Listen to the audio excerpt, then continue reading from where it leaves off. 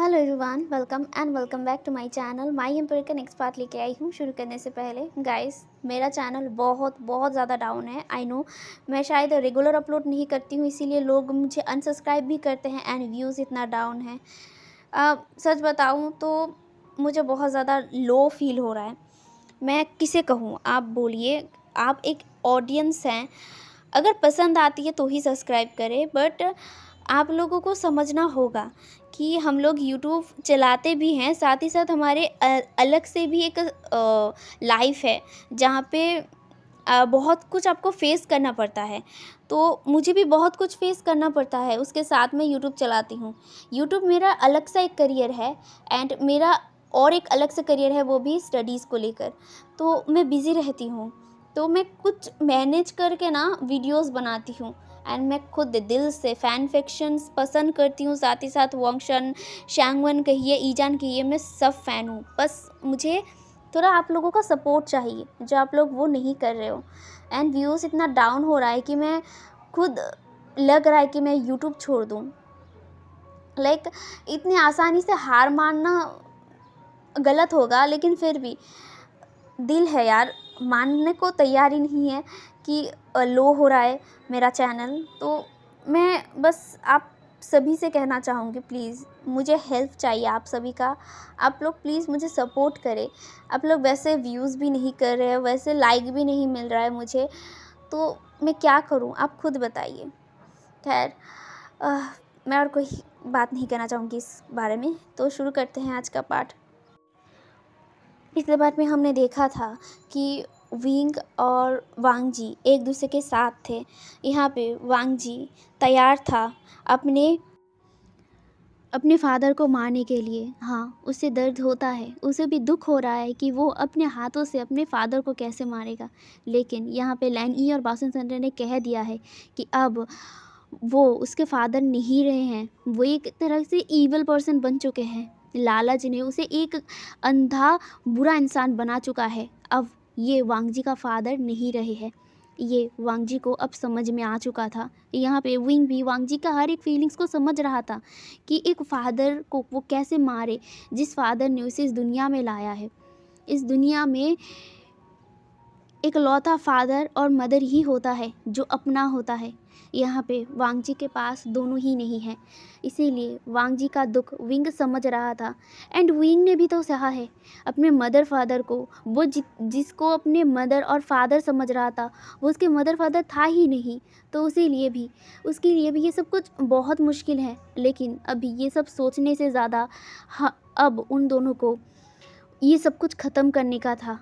मतलब वो लोग अब इस चीज़ को ख़त्म करना चाहते थे हमेशा हमेशा के लिए, इस पूरे कल्टीवेशन वर्ल्ड के लिए। इसीलिए वो लोग खुद को मतलब फोर्स कर रहे हैं इस सब कुछ के लिए, खुद को तैयार कर रहे हैं। यहाँ पे वांग जी भी खुद को तैयार कर रहा था। वांग जी अपने बच्चे का भी टेंशन करता है। यहाँ पे विंग कह देता है कि लैन ई ने एक प्रोटेक्शन शील्ड वांग जी के जो टमी है वहाँ पे कर दिया है, ताकि वो जितना भी फोर्स यूज़ करे वो बैरियर ना टूटे एंड बच्चे को कोई हार्म ना हो। यहाँ पे यह सुनकर वांग जी थोड़ा सा तो रिलैक्स होता है, लेकिन फिर भी उसके मन में थोड़ा सा डर था अपने बच्चे के लिए। ऑफ कोर्स वो अब माँ बनने वाला है, एक बच्चे को वो अपने बॉडी के अंदर पाल रहा है, अपने गर्भ में वो उसे फील भी कर पा रहा है। वो तो उसे थोड़ा सा इनसिक्योरिटी तो होगा ही, तो इसीलिए ही उसे थोड़ा सा इनसिक्योरिटी हो रहा था। ये वांग जी और विंग दोनों ही समझ पा रहे थे, लेकिन विंग वांग जी को समझाता है। अब यहाँ पे लैन ई और बासन सेनन को पता था कि आखिर लैन चिंगेंजून है कहाँ। यहाँ पे विंग और वांग जी अपनी सारी तैयारी ले चुके थे। यहाँ पे जो टाइगर सील था वो भी लैन ई के पास था। यहाँ पे टाइगर सील और वो फ्लूट और साथ ही साथ वो करा, वो तीनों चीज़ की ज़रूरत है। इस बार येन आयरन को भी ख़त्म करना है और साथ ही साथ वांग जी के फादर को भी हमेशा हमेशा के लिए मुक्ति देना होगा। और यही अब उन चारों का काम था। यहाँ पे विंग और वांग जी लैन ई के साथ एक ही साथ टेलीपोर्ट होकर उसी गुफा में आ जाता है जहाँ पे लैन चिंगेंजून थे और वो इस येन आयरन को कंट्रोल करने की कोशिश कर रहे थे। जो उनसे हो नहीं रहा था। यहाँ पे वो अपनी मेडिटेट पोजीशन में बैठे हुए थे अपने आँखों को बंद करके, और यन आयरन हवा में उड़ रहा था उसके सामने ही। यहाँ पे लैन ई, बाओसन सेंड्रन, विंग और वांग जी आते हैं। यहाँ पे विंग, वांग जी, बाओसन सेंड्रन और लैन ई को देखकर जो चिंगन जुन थे वो खड़े हो जाते हैं और यन आयरन को अपने हाथ में ले लेते हैं। यहाँ पे जो लैन ई थी और बाओसन सेंड्रन थी वो कहती है, अब तुम्हारा खेल ख़त्म हुआ है, बहुत कुछ कर लिया है तुमने, अपने लालच में बहुत बहुत तबाही किया है, बहुत मासूम इंसानों का जान लिया है तुमने, अब बहुत हो चुका है, अब ये सब ख़त्म होना ज़रूरी है और तुम्हें भी ख़त्म होना ज़रूरी है, तुम्हें भी अब मुक्ति पाना ज़रूरी है, तुम्हें भी अब इस दुनिया से जाना होगा। तुम्हारी मौत पहले ही हो चुकी थी, लेकिन सिर्फ तुम्हारा सोल तुम्हारे अंदर था जो अब मुक्ति पाने के लिए तड़प रहा है, अब उसे मुक्त होना होगा। और ये कह के वो अपनी जो स्पिरिचुअल पावर है उससे जो लैन चिंगन जुन थे उस पर वार करते हैं। लैंग चिंगन जुन यन आयरन को आगे कर देते हैं। यन आयरन अपने तरीके से प्रोटेक्शन शील्ड तैयार करता है लैन चिंगन जुन के चारों ओर। ये देखकर लैन चिंगन जुन हंसते हैं और वो लैन ई, बाओसन सेंड्रन, विंग और वांग जी की तरफ देखते हैं। वांग जी अपने फादर की तरफ देख रहा था, उसके चेहरे पर इमोशंस थे, साथ ही साथ गुस्सा था और साथ ही साथ अफसोस भी था कि एक लालच, उनकी लालच इस सब कुछ ख़राब कर चुका था, उसकी लाइफ पूरी बर्बाद कर चुका था। इनफैक्ट विंग का लाइफ सब कुछ बर्बाद कर चुका था। वो अफसोस भी करता है, रिग्रेट भी करता है, साथ ही साथ वो इमोशनल भी है अपने फादर को देखकर। ये इमोशनल जो है ना, अफसोस की है कि काश उसके फादर लालच ना करते, काश उसके फादर अच्छे होते, काश ये यन आयरन नाम का चीज़ नहीं होता तो आज उसका परिवार ज़िंदा रहता, उसका माँ ज़िंदा रहता, उसका फादर भी अच्छे रहते, लालच में नहीं पड़ते। वो ये सब सोच रहा था एंड विंग वांग जी का हाथ टाइटली पकड़ लिया था। वांग जी विंग की तरफ देखता है और विंग वांग जी की तरफ, वो दोनों एक दूसरे को नोट करते हैं और लैन चिंगन जुन के पास आने की मतलब पास आते हैं। धीरे धीरे वो लोग लैन चिंगन जुन के पास आ रहे थे। यहाँ पे लैन चिंगन जुन धीरे धीरे पीछे जा रहे थे और साथ ही साथ यन आयरन को अपने साथ रख रहे थे। यन आयरन एक तरफ से प्रोटेक्शन शील्ड तैयार करके रख चुका था।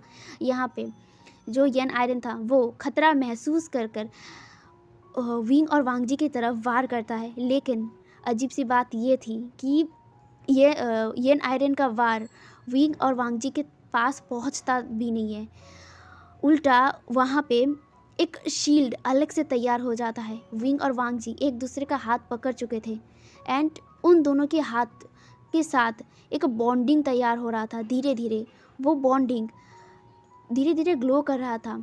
वांग जी का जो कड़ा था वो चमक रहा था जो उसके हाथ में था, साथ ही साथ उससे रोशनी निकल रहा था और विंग के हाथ में वो बांसुरी था, वो भी चमक रहा था। विंग वो बांसुरी देखता है और वांग जी की तरफ देखता है। वांग जी भी विंग की तरफ देखता है और वो भी नोट करता है। वांग जी अपना तलवार निकालता है और साथ ही साथ अपनी सारी जो स्पिरिचुअल पावर है उस कड़ा में डालता है और वो कड़ा धीरे धीरे शक्तियाँ वांग जी को प्रोवाइड कर रहा था। लाइक वांग जी के जो तलवार है उसमें डाल रहा था। यहाँ पे जो विंग था वो अपनी बांसुरी को अपने होठों पे लगाता है और एक सुर प्ले करना लगता है। यहाँ पे जो यन आयरन था इससे थोड़ा सा डिसबैलेंस हो रहा था। ये जो लैन चिंगन जुन थे वो समझ रहे थे। लैन चिंगन जुन को भी बहुत ज़्यादा अजीब लग रहा था, उनका सिर घूम रहा था और ये वो बर्दाश्त नहीं कर पा रहे थे। वो अपने हाथ से ना अपने कानों को पकड़ लेता है, लेकिन यहाँ पे विंग और वांग जी अपना काम करते हैं। यहाँ पे विंग सुर मतलब लगाना शुरू कर देते हैं, यानी कि यहाँ पे विंग अपना फ्लूट बजाने लगता है और जो वांग जी था वो यन आयरन के ऊपर वार कर रहा था। वो भी इसी करा के ज़रिए, इस करा से जो शक्ति निकल रहा था उसी शक्ति के ज़रिए वो यन आयरन के ऊपर वार कर रहा था। यन आयरन कमज़ोर पड़ रहा था वांग जी के सामने। वांग जी एक मतलब लगातार वार करते जा रहा था और जो यान आयरन था वो उसे डिफेंस करने की कोशिश कर रहा था। यहाँ पे लैन चिंगेनचुन वो मतलब अपने घुटनों पर आ चुके थे। वो चिल्लाकर कहता है बंद करो इसे बंद करो, इसे बजाना बंद करो। और ये कह के वो चिल्लाने लगते हैं और अपने कान को टाइटली पकड़ चुके थे। यहाँ पे वांग जी ये देखकर थोड़ा सा मतलब होता है ना डिस्ट्रैक्शन, वो डिस्ट्रैक्ट हो गया था थोड़ा सा। और इसी मौका लेकर यन आयरन वांग जी के ऊपर वार करता है। वांग जी बहुत दूर जाता है, बहुत दूर जाके गिरता है, लेकिन यहाँ पे वो खुद को संभालता है। यहाँ पे उसके बच्चे का कुछ भी नहीं होता है। यहाँ पे ऑलरेडी उसके टमी के अंदर एक बैरियर लगा दिया था जो लैन ई थी वो। यहाँ पे लैन ई और बासन सेंडन अपनी तरीके से एक मंत्र तैयार कर रहे थे। एक ऐसा मंत्र जो येन आयरन को हमेशा हमेशा के लिए ख़त्म कर सकता था। ये मंत्र बहुत ज़्यादा शक्तिशाली था। वो लोग इस मंत्र को एक तालिस्मान के थ्रू बना रहे थे। यहाँ पे विंग और वांग जी अपने तरीके से लड़ाई कर रहे थे। विंग जो बांसुरी बजा रहा था, इससे जो यन मेटल था, यन आयरन, वो कमज़ोर भी हो रहा था और साथ ही साथ यहाँ पे जो लैन चिंगेनचुन थे वो भी कमज़ोर होकर अपने घुटनों पर थे। वो अपने कानों को टाइटली बंद कर चुके थे, अपने आँखों को भी टाइटली बंद कर चुके थे। वो ये बर्दाश्त नहीं कर पा रहे थे। दूसरी तरफ वांग जी यन आयरन के साथ लड़ाई कर रहा था। अपनी पूरी ताकत लगा रहा था एंड यहाँ पे वो भी बहुत ज़्यादा ताकत दे रहा था। वो उसे पूरी मदद कर रहा था। यहाँ पे वांग जी बहुत देर तक लड़ता है एंड उस लड़ाई में वो थोड़ा सा थक भी जाता है, थोड़ा सा उसे चोट भी लगता है अपने हाथ में, लेकिन फिर भी वो रुकना नहीं है। उसने ठान ले लिया था कि वो इस मेटल को हरा कर ही रहेगा। यहाँ पे यन आयरन धीरे धीरे इतना ज़्यादा कमज़ोर हो चुका था कि वो अब वार भी ठीक से नहीं कर पा रहा था। यहाँ पे इसी का फ़ायदा उठाकर वांग जी उस यन आयरन के ऊपर एक वार करता है। वो भी बहुत धमाल वार करता है, जिससे जो यन आयरन था वो दूर जाके गिरता है, बहुत दूर। यहाँ पे जो विंग था वो अपना बांसुरी बजाना बंद करता है। यहाँ पे विंग और वांग जी उस यन आयरन को लेने के लिए जाते हैं। यहाँ पे जो लैन चिंगेनचुन थे वो तकरीबन बेहोशी की हालत में थे। यहाँ पे जो विंग था वो यन आयरन को पकड़ता है। यन आयरन अब इतना मतलब शक्तिहीन हो चुका था कि अब वो हिल भी नहीं पा रहा था, ना ही उनको दूर कर पा रहा था अपने से। यहाँ पे यन आयरन को विंग और वांग जी लेकर जो लैन ई थी उसके लैन ई और बासन सेंडन के पास जाते हैं, जो लोग अपना मेडिटेशन ख़त्म कर भी चुके थे। यहाँ पे वो लोग वो मंत्र को तैयार कर चुके थे। यहाँ पे जो लैन ई थी वो इस यन आयरन को मतलब बीच में हवा में उड़ाते हैं। यहाँ पे वांग जी, विंग और लैन ई और बासन सेंडन इस मेटल के चारों ओर खड़े हो जाते हैं। यहाँ पे जो लैन ई थी वो कहते हैं अब हम लोग इसे ख़त्म करेंगे।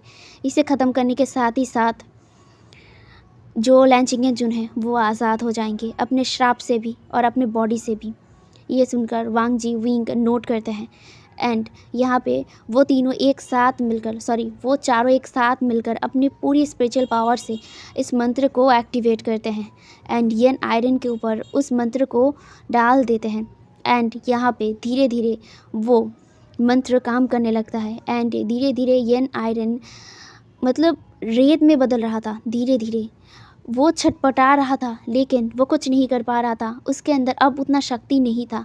यहाँ पे वो लोग अभी भी स्पिरिचुअल पावर देते जा रहे थे। विंग, वांग जी, लैन ई, बासन सेंडन, वो लोग धीरे धीरे इस यन आयरन को ख़त्म कर रहे थे। यहाँ पर धीरे धीरे जैसे जैसे यन आयरन धूल में बदल रहा था, ठीक वैसे वैसे लैन चिंगेनचुन भी धीरे धीरे धूल में बदल रहे थे। यहाँ पे वो लोग मतलब कंसंट्रेट कर रहे थे, लेकिन वांग जी को थोड़ा थोड़ा मतलब तकलीफ़ हो रहा था। ऑफ कोर्स उसने बहुत लड़ा है, लेकिन अब उसका बॉडी भी जवाब देने लगा है। वो कोशिश कर रहा था, अपनी पूरी ताकत लगा रहा था। यहाँ पे वांग जी का ऐसा हालत विंग नोटिस कर पा रहा था, लेकिन वो अभी रोक नहीं पा रहा था इस सब कुछ। एक बार ये रोक देंगे तो ये आयरन ख़त्म नहीं होगा, इसीलिए वो लोग बहुत देर तक अपनी सारी स्पिरिचुअल पावर देते हैं।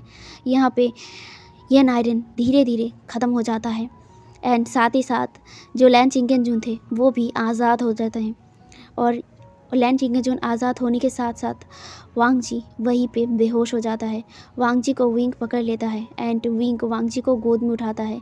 वांग जी जो थक चुका था इन सब से, वो बेहोश हो गया था, अब उसे थोड़ा सा आराम की ज़रूरत थी। यहाँ पे लैन ई और बासन सेंटन वांग जी को देखते हैं एंड विंग को कहते हैं वो सिर्फ थोड़ा बेहोश हुआ है, वो थक चुका है, उसे कुछ नहीं हुआ है। यहाँ पे वांग जी को विंग देखकर थोड़ा सा परेशान तो था, लेकिन लैन ई ने उसे संभाल लिया था। यहाँ पे जो विंग था वो वहाँ पे देखता है जहाँ पे लैन चिंगजून थे, वो अब धूल में बदल चुके थे। यहाँ पे लैन ई और बासन सेंटन कहते हैं उन्हें अभी मुक्ति मिल चुका है, अब वो आराम से अपनी दुनिया में जी सकते हैं। यहाँ पे ये सब कह के वो लोग टेलीपोर्ट हो जाते हैं एंड वो लोग महल में आ जाता है। महल में आने के बाद जो मैडम यू थी वो बहुत ज़्यादा बेचैन थी, बहुत ज़्यादा। यहाँ पे लैन ई बासन सेंटन और विंग वांग जी को देखकर मैडम यूँ दौड़ के आती है और विंग से पूछती है कि वांग जी को आखिर हुआ क्या है, वांग जी बेहोश क्यों है। यहाँ पे वांग जी को देखते हुए विंग कहता है वो थक गया है इसीलिए वो बेहोश हो गया है। यहाँ पे वांग जी को अब रूम में शिफ्ट किया जाता है। रूम में शिफ्ट करने के बाद लैन ई वांग जी को चेक करते हैं, वांग जी के बेबी को चेक करते हैं और कहते हैं बेबी भी ठीक है और वांग जी भी ठीक है। ये सुनकर सबके मन में राहत आई थी एंड यहाँ पे बासन सेंडन वांग जी के हाथों से वो कड़ा उतार लेते हैं और लेकर वो अपने पास रखते हुए कहते हैं अब इसकी ज़रूरत नहीं है उसे। और यहाँ पे विंग की तरफ देखते हुए कहता है वो बांसुरी अब तुम्हारा है, मैं इसे तुम्हें दे के जा रहा हूँ, लेकिन ये करा मैं लेके जा रहा हूँ। ये सुनकर विंग नोट करता है, लेकिन वो कहता है आप लोग अभी चले जाएंगे। ये सुनकर जो लैन ई और बासन सेंडन थी वो कहती है हाँ अब हमें जाना होगा एंड हाँ वांग जी ठीक है और बहुत जल्दी उसे होश भी आ जाएगा। अब मुझे वादा करो विंग, तुम वांग जी का ख्याल रखोगे। एंड लैन ई भी कहती है हाँ हमें वादा करो कि तुम वांग जी का हमेशा ख्याल रखोगे, उसे कभी भी रोने मत देना, उसे कभी भी दुख मत पहुंचाना, वादा करो हमसे। ये सुनकर विंग वादा करता है उन दोनों से कि हाँ मैं वादा करता हूँ कि मैं वांग जी को हमेशा खुश रखूँगा, उसके आंखों में कभी भी आंसू आने नहीं दूँगा, उसे हमेशा अपने दिल से लगा के रखूँगा। ये सुनकर वो दोनों ही नोट करते हैं एंड धीरे धीरे वो लोग गायब हो जाते हैं। यहाँ पे जो वांग जी था वो धीरे धीरे अपने आँखों को खोलता है। खोलने के बाद वो पहले अपने आँखों को एडजस्ट करने में ही टाइम लगा देता है, उसके बाद वो धीरे धीरे चारों ओर देखता है और उसकी नज़र विंग की तरफ जाता है जो अभी भी वांग जी के हाथ को पकड़कर अपने सिर को उसके हाथों में ही रखकर सो गया था। यहाँ पे वांग जी धीरे से विंग के सिर पर टैप करता है एंड विंग तुरंत ही उठ जाता है। उठने के बाद वो वांग जी को देखकर कहता है लंजा तुम ठीक हो क्या, तुम्हें पानी चाहिए, रुको। ये कह के वो पानी का जो ग्लास है ना वो लेता है एंड विंग वांग जी को पानी पिलाने लगता है। विंग वांग जी को कहता है तुम ठीक तो हो ना, अब तुम्हें कैसा लग रहा है, क्या तुम्हें अच्छा नहीं लग रहा है, क्या मैं भी हीलर को बुलाऊं। ये सुनकर वांग जी विंग का हाथ पकड़ता है, कहता है मैं ठीक हूँ, बस थोड़ा सा चक्कर आ गया था। क्या क्या क्या सब कुछ ख़त्म हो गया है, क्या यन आयरन ख़त्म हो चुका है। ये सुनकर जो विंग था वो नोट करता है और कहता है हाँ यह आयरन ख़त्म हो चुका है। ये सुनकर वांग जी कहता है क्या फादर भी। ये सुनकर जो विंग था वो कहता है हाँ वो मुक्ति पा चुके हैं, अब वो मुक्त हो चुके हैं, वो अब उनके दुनिया में है, यानी कि अब वो आज़ाद हो चुके हैं। यहाँ पे ये सुनकर वांग जी नोट करता है, लेकिन उसके आँखों में थोड़ा सा नमी था, थोड़ा सा वाटरी हो चुका था उसका आइज़। यहाँ पे विंग वांग जी का फेस पकड़ता है और उसके आँखों से आंसू पोंछते हुए कहता है लंजा अब हम हमारी ज़िंदगी को नए तरीके से शुरू करेंगे, पास्ट में जो भी हुआ हो उसे भूलकर हम लोग अब आगे बढ़ेंगे, वादा करो कभी भी मत रोना, मैं अपनी पूरी कोशिश करूँगी तुम्हें खुश रखने की।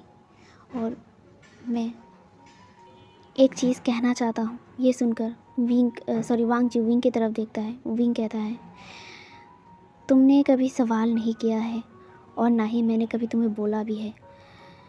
तुम सोचते होंगे कि मैं कभी तुम्हें मार क्यों नहीं किया। ये सुनकर वांग जी विंग की तरफ देखता है और कहता है, क्योंकि तुम अभी क्राउन प्रिंस हो और तुम्हारे साथ जो भी क्वीन होगा वही सिर्फ मार्क हो सकता है। ये सुनकर विंग नोट करता है और कहता है, हाँ, क्योंकि मैं अभी क्राउन प्रिंस हूँ इसीलिए मैं अभी किसी को मार्क नहीं किया है। लेकिन हाँ, इसका मतलब ये नहीं कि मैं तुम्हें मार्क नहीं करना चाहता हूँ। मैं मार्क करना चाहता हूँ एंड मैं तुमसे ही प्यार करता हूँ और किसी और से नहीं। इसीलिए मुझे थोड़ा टाइम दो ये सब कुछ संभालने का, समेटने का। मैं तुम्हें ही अपना क्वीन बनाऊंगा एंड तुम ही मेरा वाइफ हो और रहोगे। यह सुनकर वांग जी स्माइल करता है और विंग के गालों को पकड़ता है और कहता है, मुझे पता है विंग कि तुम मुझे प्यार करते हो और मैंने कभी सवाल इसलिए नहीं उठाया है कि मुझे पता है अगर तुम्हें मार करना होगा तो तुम करोगे एंड मुझे ये भी पता है कि तुम किसी और को पसंद नहीं करते हो। ये मैंने कुछ दिनों में समझ लिया है। ये सुनकर विंग स्माइल करता है। यहाँ पे विंग कहता है, मुझे थोड़ा वक्त दो, मैं ज़रूर ये सब कुछ सॉर्ट आउट कर लूँगा। एंड ये सुनकर वांग जी नोट करता है एंड विंग ये देखकर वांग जी को हक कर लेता है। वांग जी के नेक पर किस करते हुए कहता है, शुक्रिया मुझे भरोसा करने के लिए, मुझ पर यकीन करने के लिए एंड मुझसे प्यार करने के लिए। ये सुनकर वांग जी भी विंग को टाइटली हक कर लेता है। वांग जी विंग के नेक पर अपना चेहरा छुपाते हुए सिर्फ नोट करता है एंड यहाँ पे वो दोनों कुछ ही देर तक क्वालिटी टाइम स्पेंड करते हैं एंड दोनों ही सो जाते हैं। अब यहाँ से हमें नेक्स्ट डे का दिखाया जाता है। नेक्स्ट डे सभा पे विंग बैठा हुआ था, जो वो फेंगम्यान थे उसके साथ। वो लोग आज सभा शुरू करते हैं। यहाँ पे सभा में सब लोग येन आयरन को लेकर बात कर रहे थे। यहाँ पे जो वो फेंगम्यान थे वो थोड़ा सा गुस्से में थे क्योंकि यहाँ पे जो विंग था एक फ़ैसला ले चुका था। वो क्या है हम लोग कुछ देर बाद जान ही लेंगे, ठीक है। तो यहाँ पे जो एक मंत्री था वो उठता है और कहता है, हमें उस येन आयरन को देखना था, लेकिन येन आयरन कहाँ है? आप लोग क्यों बता नहीं रहे हैं कि आखिर येन आयरन है कहाँ? यहाँ पे येन आयरन को जो ख़त्म किया गया था इस बारे में किसी को नहीं पता था। यहाँ पे वो लोग सिर्फ वो चारों ही जाके येन आयरन को ख़त्म किया था। वो लोग अब ये जानना चाहते थे कि आखिर येन आयरन है कहाँ, वो दिखता कैसा है। यहाँ पे विंग उठता है। उठने के बाद वो कहता है, येन आयरन अब नहीं रहा है, उसे हम लोगों ने ख़त्म कर दिया है। तो आप लोग क्यों येन आयरन के बारे में बात कर रहे हैं? आप लोग भूल रहे हैं येन आयरन आपका भी नहीं है और ना ही हमारा है। ये एक ईविल चीज़ था जिसे हम लोगों ने ख़त्म कर दिया है। मामला यहीं पे ख़त्म हो जाता है। तो फिर क्यों आप लोग इस बात को दोबारा उठा रहे हैं? ये सुनकर जो मंत्री था वो चुप हो जाता है। वो मंत्री थोड़ा सा लालची इंसान था। वो लालच कर रहा था उस येन आयरन को पाने का। उसे भी ख्वाब था और ये विंग समझ रहा था। विंग कहता है, आप लोग किसी और टॉपिक में बात करें, इस बारे में अब कोई बात नहीं होगा। ये कह के वो अपने सीट पर बैठ जाता है। यहाँ पे हमें सीन शिफ्ट करके वांग जी का दिखाया जाता है। वांग जी मैडम यू के साथ गार्डन में आया था। वो लोग टी पी रहे थे एंड बातें कर रहे थे टेबल पर बैठकर। यहाँ पे वांग जी के मैडम यू थी, वो कहती है, वांग जी मुझे पता है ये तुम्हारे लिए बहुत हार्ड है, लेकिन अब तुम्हें खुद को संभालना होगा। ये सुनकर जो वांग जी था वो नोट करता है। असल में उसका सुबह से ना मूड ऑफ था। उसे बहुत ज़्यादा अजीब लग रहा था एंड मूड ऑफ हो रहा था। उसे बहुत बुरा लग रहा था, बुरा फील हो रहा था वो सब बारे में सोच कर। इसीलिए सुबह से लेकर उसका मुंह उतरा हुआ था। यहाँ पे जो मैडम यू थी वो वांग जी को थोड़ा सा लाइट फील करवाना चाहती थी, इसीलिए वो बातें कर रही थी। यहाँ पे वांग जी मैडम यू की बातें सुन रहा था और नोट कर रहा था। यहाँ पे दो इंसान आते हैं और वो दो इंसान और कोई नहीं, जो मिंग्याओ और वेन चाओ था। यहाँ पे मिंगयाओ और वेन चाओ भी आते हैं। आने के बाद वो मैडम यू को बो करते हैं। मैडम यू उन दोनों को भी बैठने के लिए कहते हैं एंड उन दोनों को भी टी सर्व करते हैं एंड वो दोनों बैठ के टी पीने लगते हैं। यहाँ पे जो मिंगयाओ था उसे बहुत ज़्यादा गुस्सा आ रहा था, साथ ही साथ वेन चाओ को भी बहुत बहुत ज़्यादा गुस्सा आ रहा था वांग जी के ऊपर, क्योंकि वांग जी को इतना कुछ मिल रहा था। वांग जी को सब लोग प्यार करते हैं। यहाँ पे मैडम यू भी वांग जी को प्यार करते हैं। आखिर क्या है सोमिका में कि वो मैडम यू उसे और मतलब उनको प्यार नहीं कर सकता है। ये सब ना उन दोनों के अंदर था। वो तो अंदर से जल भून रहे थे। यहाँ पे वांग जी अपने पेट को पकड़कर अपने मन में कहता है, क्या मेरी मदर मुझे देख रही होंगी? क्या मेरे मदर मुझे देखकर खुश होंगे? और वो ना यही सब अपने मन में कह रहा था। यहाँ पे जो मिंगयाओ था वो कुछ देर तक कुछ सोचता है, उसके बाद स्मक करता है और अपने टमी पर हाथ रखते हुए कहता है, वैसे मैडम यू आपको पता है ये बेबी ना बहुत ज़्यादा परेशान करता है रात को। यहाँ पे ये सुनकर जो वांग जी था वो मिंगयाओ की तरफ देखता है। मिंगयाओ अपने पेट को सहला रहा था। यहाँ पे सेम तरीके से वेन चाओ भी वांग जी को दिखाते हुए ही अपनी टमी पर हाथ रखते हुए कहता है, हाँ पता है बहुत ज़्यादा रात को परेशानी होती है सोने में। यहाँ पे ये सब सुनकर जो मैडम यू थी वो थोड़ा सा कंफ्यूज हो जाती है। मैडम यू कहती है, क्या अभी तो सिर्फ 1 महीना हुआ है और इसमें ही तुम्हें परेशानी हो रहा है? ये सुनकर वांग जी मैडम यू की तरफ देखती है। मैडम यू उन दोनों को थोड़ा बहुत अजीब तरीके से देख रहा था। यहाँ पे जो वांग जी था वो कहता है, मतलब माँ आप क्या कह रहे हैं? ये सुनकर जो मैडम यू थी वो वांग जी की तरफ देखता है एंड उसे अब याद आता है कि वांग जी को तो पता ही नहीं है कि यहाँ पे वेन चाओ और मिंगयाओ प्रेग्नेंट है। यहाँ पे जो मैडम यू था वो चुप हो जाती है। वैसे भी वांग जी का मूड ऑफ था एंड बीच में अगर ये सुनेगा तो और ज़्यादा मूड ऑफ हो जाएगा एंड पता नहीं वो गुस्से में क्या करेगा। यहाँ पे जो वांग जी था वो कन्फ्यूजिंगली उन दोनों को देख रहा था, मैडम यू को देख रहा था। यहाँ पे जो मिंगयाओ था वो कहता है, ऑफ कोर्स हम प्रेग्नेंट हैं। ये सुनकर वांग जी की आंखें बड़ी बड़ी और वो कहती है, क्या प्रेग्नेंट? तो तुम? एंड वो ना बहुत ज़्यादा हैरान था, बहुत ज़्यादा। यहाँ पे वेन चाओ भी कहता है, हाँ मैं भी प्रेग्नेंट हूँ। एंड ये ना वांग जी के ऊपर जैसे बॉम्ब जैसा गिरता है एंड वो तुरंत ही खड़ा हो जाता है एंड वो उन दोनों को बहुत ही हैरानी से, अनबिलीवेबल आइज से देख रहा था। यहाँ पे जो मैडम यू थी वो वांग जी को संभालते हुए कहती है, रुको वांग जी, तुम शांत हो जाओ, खुद को पहले तुम शांत हो जाओ, तुम पूरी बात मेरी सुनो। यहाँ पे जो वांग जी था वो कहता है, मैं क्या सुनूं मदर, ये सब क्या कह रहे हैं वो लोग? वो प्रेग्नेंट है पर कैसे? यहाँ पे वांग जी को मैडम यू समझाने की कोशिश करते हैं लेकिन वांग जी जो थोड़ा सा गुस्सा हो गया था, बहुत गुस्सा हो गया था, लाइक थोड़ा नहीं बहुत गुस्सा हो गया था। ऑफ कोर्स वो प्रेग्नेंट है, साथ ही साथ उसे मूड स्विंग्स भी होते हैं एंड वो मूड स्विंग्स के चलते जो मिंगयाओ था उसे कहता है, तुम प्रेग्नेंट कैसे हुए? और वेन चाओ तुम कैसे हुए? यहाँ पे ये सुनकर वो दोनों हैरानी से कहते हैं, हम कैसे हुए का मतलब क्या है? What do you mean? ये कैसे सवाल है? ऑफ कोर्स यहाँ पे क्राउन प्रिंस का बच्चा है और क्या होगा। यहाँ पे वांग जी ये सुनकर बहुत ज़्यादा गुस्सा हो जाता है और वो कहता है, क्या ये हो ही नहीं सकता, तुम पागल हो चुके हो। और ये कह के वो अंदर जाने लगता है महल के। वो बहुत ज़्यादा गुस्से में था, उसको बहुत ज़्यादा गुस्सा आ रहा था एंड साथ ही साथ वो सोच भी रहा था ये हुआ कैसे हुआ। वो ना अपने माइंड को चला नहीं पा रहा था। ऐसे ही उसका माइंड ऑलरेडी ख़राब था, बहुत कुछ उसके दिमाग में चल रहा था, वो उससे ओवरकम भी नहीं हुआ था। उसके दिमाग में अब ये आ गया, ये कौन सा लोचा है।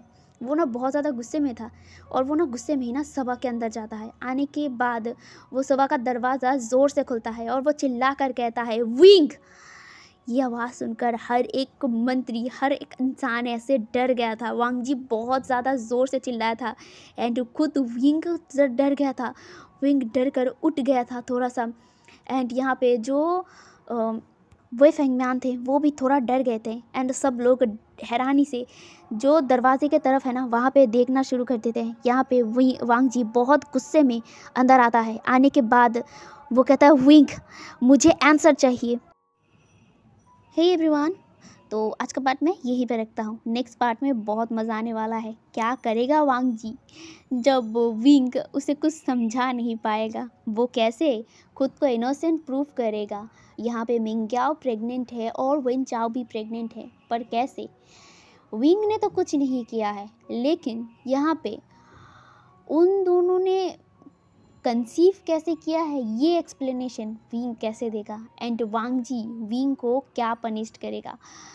कल का सीन फनी होने वाला है गाइस, तो प्लीज़ कल का पार्ट मिस मत करना। और हाँ, आज का पार्ट कैसा लगा है ये कमेंट में ज़रूर बताना। और गाइस मैं लॉन्ग स्टोरी एग्ज़ाम के बाद ही लाऊंगी और बीच बीच में मैं सिर्फ वन शॉट्स लाऊंगी।